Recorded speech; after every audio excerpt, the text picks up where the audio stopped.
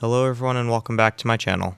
Before I begin, don't forget to join my new Discord server called Luke 10's Hangar. I plan on joining weekly, so if anybody wants to fly together, we can make that happen. My Discord server is linked down in the description below. Today I'll be flying out the Soviet P-47D-27 Thunderbolt. While it is commonly known among warbird enthusiasts that the Soviet Union received large numbers of P-39 Aerocobras and P-40 Warhawks, the Soviet Union also received approximately 200 Republic P-47 Thunderbolts. Although the Soviet Union didn't operate the P-47 in large numbers, they did receive substantial quantities of American aircraft through Lend-Lease. The main reason the Soviet Union didn't use the P-47 in large numbers was because it didn't suit the unique conditions of the Eastern Front. Soviet pilots favored smaller, more nimble fighters like the Yakolev Yak-9 or the Lavochkin La-5. Plus, the P-47's size and weight were not ideal for the types of high-altitude dogfighting or ground attack missions that were more common on the Eastern Front. The P-47D-27 had a Pratt & Whitney R2800-63 radial engine complete with a supercharger. The Thunderbolt was an extremely effective escort fighter and very capable of taking on any German aircraft both at high altitude and low altitude. The U.S. Army Air Force's top two aces in Europe were Francis Gabby Gabreski and Robert Johnson. They both flew P-47s. The P-47 Thunderbolt was one of the most rugged and powerful American fighters of World War II. Designed by Republic Aviation, it was primarily used in the United States Army Air Forces and became known for its durability, firepower, and versatility. The aircraft was designed by Alexander Kartveli, the chief designer at Republic, and first flew in 1941. In its early variants, the P-47 was primarily used for escorting bombers on long-range missions. However, it would later prove invaluable in ground attack missions thanks to its heavy armament, which could carry rockets and bombs. The P-47 Thunderbolt became one of the most successful American fighters of World War II. It was initially used in the Europe theater, where its main role was a bomber escort. The P-47 could fly long distances and had the ability to withstand significant damage, which made it highly valuable during escort missions. That's all for the history lesson. I hope you enjoy the combat. Right now I'm just trying to climb as high as I can so I can boom and zoom some people.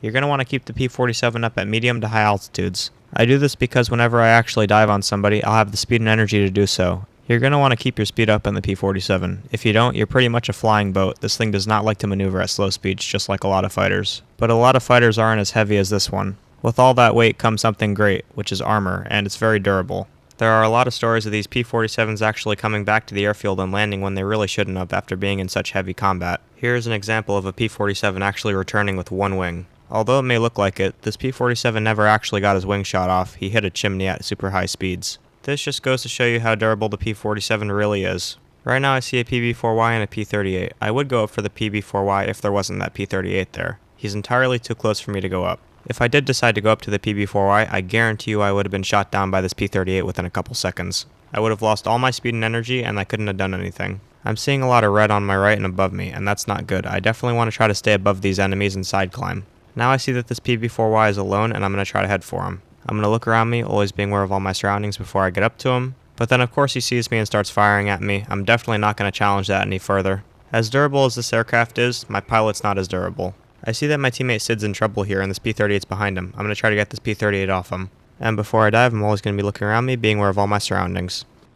As he climbs back up, I'm going to fire at him here and hit him. Now all I have to do here is just stay behind him. Notice how I'm managing my power settings in the top left here. I'm doing this for two reasons. One, because I'm at a very high airspeed here, and two, I don't want to overshoot. Using energy management techniques, managing your power settings, and managing your flap settings is the key to winning every dogfight. This P-38 made a very bad decision here to go vertical. Now I'm going to just follow him up. Fire at him there. Set him on fire.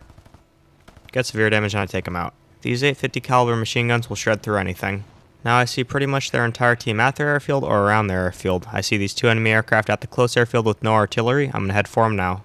I see my ally J2M already going for these enemies here. I'm going to let him get the Corsair and I'm just going to get this Hellcat in front of him. This is why we never land at the close airfield with enemies around us. It doesn't look like my ally J2M hit the Corsair, so I'm just going to get severe damage on the Corsair. I know that there's fighters around us. And now immediately after those kills, I'm going to climb back up to altitude and I'm always going to be looking around me, being aware of all my surroundings.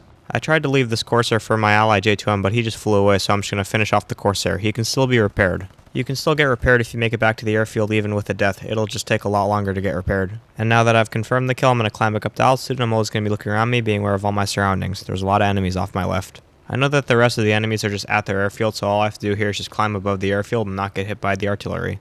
I see that this B-17 just took off. I'm just waiting for him to get a little bit farther away from his airfield so that then I don't have to get hit by his airfield artillery. Now I'm far enough away from his airfield and I can dive down safely. I see that this Corsair literally just took off. I absolutely need to make sure I keep an eye on him. I fire my 850 caliber machine guns, trying to aim for a wing. Get severe damage, and I'm just going to pull back up, and I'm always going to be looking around me, being aware of all my surroundings. As I'm looking around me, I see that this Corsair is climbing up to me. All I have to do is just outclimb him here. I have a lot more speed and energy than he does. All I have to do here is just stay above him.